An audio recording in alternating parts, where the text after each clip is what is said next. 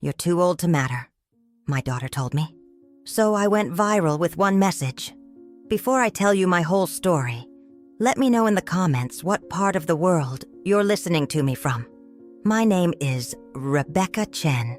I'm 52 years old, and I've worked as a freelance graphic designer from my home office for the past decade. For 28 years, I dedicated my life to raising my daughter Emma, often putting my career dreams on the back burner completely. I moved from bustling New York City to quiet suburban Connecticut when she was born, trading gallery exhibitions for school fundraisers. Every decision I made revolved around what would be best for her future. Even when it meant sacrificing my own aspirations and goals, I postponed client meetings for her soccer games, turned down lucrative projects that required travel, and used my savings for her education. My design portfolio gathered dust while I focused on being the perfect mother, always available, always supportive, always there when needed. I thought this selfless love would create an unbreakable bond between us. But lately, something had shifted in our relationship dynamic. The first sign of trouble came last month when Emma, now 28 and working in Manhattan, barely acknowledged my birthday celebration. I had spent weeks planning a small family dinner, carefully selecting her favorite dishes and decorating the dining room with flowers. She arrived 2 hours late, spent most of the evening scrolling through her phone, and left immediately after dessert without helping clean up. When I gently mentioned feeling hurt by her distracted behavior, she rolled her eyes and muttered something about me being too sensitive. Her dismissive tone stung more than I expected, leaving me questioning whether I had somehow failed as a mother despite my efforts. I found myself lying awake that night, replaying our conversation and wondering when my daughter had become so cold and distant. The loving, grateful child I had raised seemed to have disappeared, replaced by someone who viewed me as an inconvenience rather than family. Over the following weeks, Emma's visits became increasingly rare, and our phone conversations grew shorter and more superficial each time. She would call only when she needed something: money for her apartment security deposit, help with her resume, or connections for job opportunities. I gladly provided whatever assistance she requested, hoping each favor would rebuild the closeness we once shared as mother and daughter. But instead of gratitude, I received impatience whenever I tried to extend our conversations beyond her immediate needs and requests. She would cut me off mid-sentence, claiming she was too busy for small talk, too important for family, catching-up sessions. I began to feel like a service provider rather than her mother, someone she contacted only when problems arose. The realization that my unconditional love had somehow created this entitled, dismissive attitude left me feeling confused and deeply hurt. Something was building toward a breaking point, though I couldn't yet imagine how devastating that moment would actually become for both of us. Looking back, I realized I had been enabling Emma's selfish behavior for years, always making excuses for her thoughtless actions. When she forgot my birthday 2 years ago, I told myself she was overwhelmed with her new job and graduate school responsibilities. When she missed my mother's funeral because of a work conference, I convinced myself that career advancement was more important than grief. Every canceled dinner, every ignored text message, every broken promise was met with my understanding and forgiveness, rather than accountability. I had raised her to believe that my needs were always secondary to hers, that my feelings mattered less than her convenience. This pattern of one-sided sacrifice had become so normalized that she genuinely seemed surprised when I expressed any disappointment or hurt. I was always the one reaching out, always the one apologizing, always the one adjusting my schedule to accommodate her busy lifestyle. The warning signs had been accumulating for months, but I chose to interpret them as temporary stress rather than fundamental disrespect.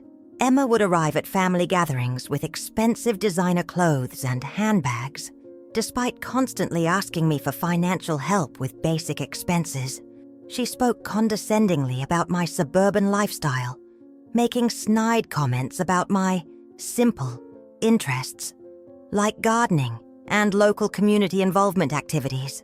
When I shared excitement about a new design project or client success, she would change the subject or check her phone dismissively.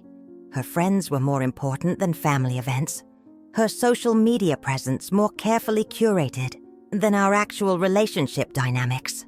She had begun treating me like an embarrassing relative to be tolerated rather than the devoted mother who had shaped her entire life. I told myself this was normal young adult behavior, that she would eventually mature and appreciate my sacrifices someday in the future. The final straw came during what should have been a pleasant Sunday brunch at my favorite local restaurant in downtown Connecticut. Emma had actually initiated the invitation, which gave me hope that she wanted to repair our increasingly strained relationship and reconnect. I dressed carefully, arrived early, and chose a quiet corner table where we could talk privately without distractions from other diners.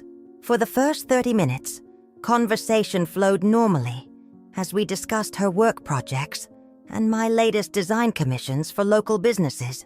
But when I mentioned feeling proud of a successful social media campaign I had created for a small nonprofit organization, her expression changed completely. She looked at me with a mixture of pity and embarrassment that made my stomach drop with sudden dread and anticipation. I sensed that whatever she was about to say would fundamentally alter our relationship, though I never could have prepared myself adequately. The loving daughter I had devoted my life to was about to deliver a blow that would shatter my self-worth entirely. "Mom, you need to stop trying so hard to be relevant," Emma said, her voice dripping with condescension and barely concealed embarrassment. "You're too old to matter in today's world, especially online. Nobody cares about what middle-aged suburban women think or create anymore." The words hit me like a physical blow, leaving me momentarily speechless as I processed the casual cruelty of her statement. She continued eating her avocado toast as if she hadn't just demolished my sense of worth with a few carelessly chosen sentences. "You should focus on things more appropriate for someone your age, like gardening or book clubs, instead of embarrassing yourself online." I felt my face flush with humiliation as other diners seemed to lean in, though they probably couldn't hear our conversation clearly. The daughter I had sacrificed everything for had just told me I was irrelevant, worthless, too old to contribute anything meaningful. My hands trembled as I set down my coffee cup, trying to maintain composure while my world crumbled around me. The shock of her words was quickly replaced by a clarity I hadn't experienced in years, a sudden understanding of how toxic our dynamic had become.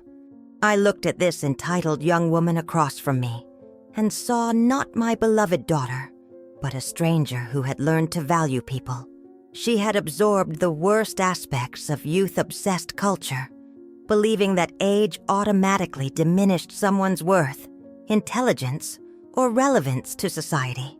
The irony wasn't lost on me that her expensive education, her apartment, her opportunities had all been funded by this irrelevant woman she now dismissed. I realized that my years of selfless giving had created a monster, someone incapable of recognizing sacrifice, gratitude, or basic human decency. In that moment, something fundamental shifted inside me, a protective instinct finally awakening after decades of dormancy and suppression. I would no longer accept being treated as dispensable by someone whose entire existence I had made possible through my devotion. Instead of crying or arguing, I felt an unexpected surge of empowerment, a recognition that her opinion didn't define my worth or potential. I calmly asked for the check, paid for both our meals despite her assumption that I would, and gathered my purse deliberately. "Emma, you've just taught me something very valuable about respect and boundaries," I said, my voice steady despite the emotional earthquake happening inside. She looked confused, probably expecting tears or apologies, the usual pattern of our relationship whenever she hurt my feelings deeply. But I was done with that script, done with absorbing her cruelty and making excuses for her behavior toward me. As I walked to my car, I felt something I hadn't experienced in years, complete clarity about what needed to change. That evening, I would craft a message that would transform not only how the world saw women my age, but how I saw myself. My daughter thought I was too old to matter, but she was about to learn just how wrong she could be. That night, I sat at my computer and wrote from the heart, creating a post that captured not just my experience, but the reality. My daughter told me I'm too old to matter. To every woman over 40 reading this, you are not expired, not irrelevant, not done. I shared my story honestly, describing the years of sacrifice, the gradual erosion of respect, and the moment of awakening that changed everything.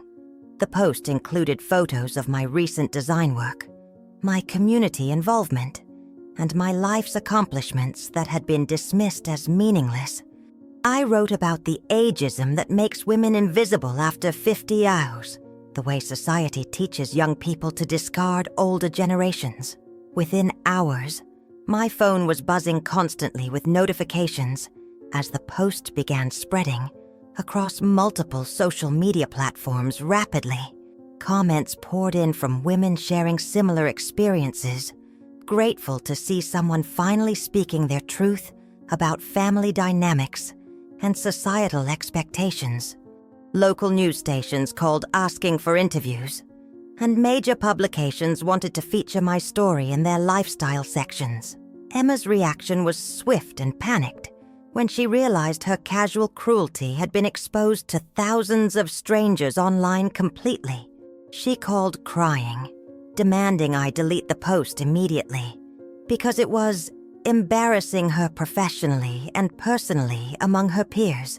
Her friends and colleagues had seen it, recognizing her from my description of our brunch conversation and her dismissive attitude. For the first time in years, she was experiencing consequences for her behavior rather than being protected from them by me. I remained calm as she alternated between tears and anger, explaining that actions have results and words carry weight beyond intent. You called me irrelevant, Emma. Now you can see how relevant I actually am to thousands of people worldwide, I replied steadily. She threatened to cut contact completely, apparently believing this would motivate me to comply with her demands and delete everything. Instead, I felt relieved at the prospect of no longer being someone's emotional punching bag or financial safety net. The response to my post grew exponentially, reaching over 2 million views within a week and generating coverage in major media outlets. Women from around the world shared their own stories of being dismissed by adult children, partners, or society for their age and supposed irrelevance. Speaking engagements poured in from corporations wanting to address ageism in the workplace, and publishers inquired about book deals for expanded narratives. My design business exploded with new clients who appreciated my experience and wisdom, rather than seeing age as a liability. Emma's friends began reaching out privately, many apologizing for her behavior and sharing their own struggles with entitled family members.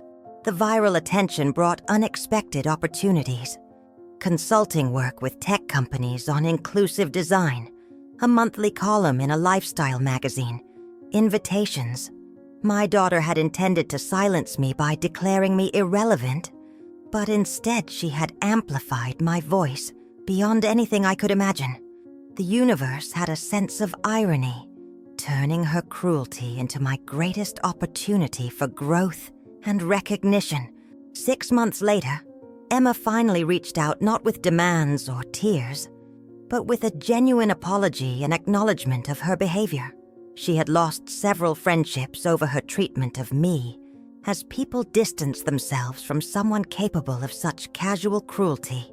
Her therapist helped her understand how her entitled attitude had damaged our relationship and her character development as a human being. We began rebuilding our connection slowly, with clear boundaries and mutual respect, replacing the old dynamic of one-sided sacrifice. She started attending therapy to address her sense of entitlement and to understand the value of gratitude and family relationships. While I appreciated her efforts to change, I made it clear that earning back my trust would require consistent actions. The viral experience had taught me that I didn't need anyone's validation to have worth, especially not from someone who had benefited. Our relationship would never return to the old pattern where her needs automatically superseded mine without question or consideration. My life transformed completely as I embraced opportunities that emerged from sharing my story with authenticity and courage worldwide. The design consultancy I launched specialized in helping older women start businesses, combining my professional skills with advocacy for age inclusivity. Speaking engagements took me across the country, where I met incredible women who had been silenced by ageist attitudes and family dynamics. My book about reclaiming relevance after 50 became a bestseller, resonating with women who recognized their own experiences in my journey. The community that formed around my message proved that older women represent a powerful, undervalued demographic with wisdom, resources, and energy. I discovered passions I had suppressed for decades, traveled to places I had only dreamed of visiting previously. At 52, I was finally living for myself while still maintaining healthy relationships with people who truly valued my contributions. Emma learned that respect must be earned and maintained, not demanded or assumed regardless of behavior toward others. The experience taught me that setting boundaries isn't cruel. It's essential for healthy relationships and personal well-being in all life areas. Sometimes people need to face consequences to understand the impact of their words and actions on others around them. My daughter's harsh words had accidentally liberated me from a prison of people-pleasing and self-sacrifice that had consumed decades. I learned that relevance isn't determined by age, but by passion, contribution, and the courage to speak truth when necessary. The viral response proved that millions of women were hungry for permission to value themselves regardless of society's ageist messages. My story became bigger than personal vindication. It became a movement encouraging women to reject invisibility and claim their space. To anyone reading this who has been told they're too old to matter, you are exactly as relevant as you choose. Your voice deserves to be heard. Your dreams deserve pursuit.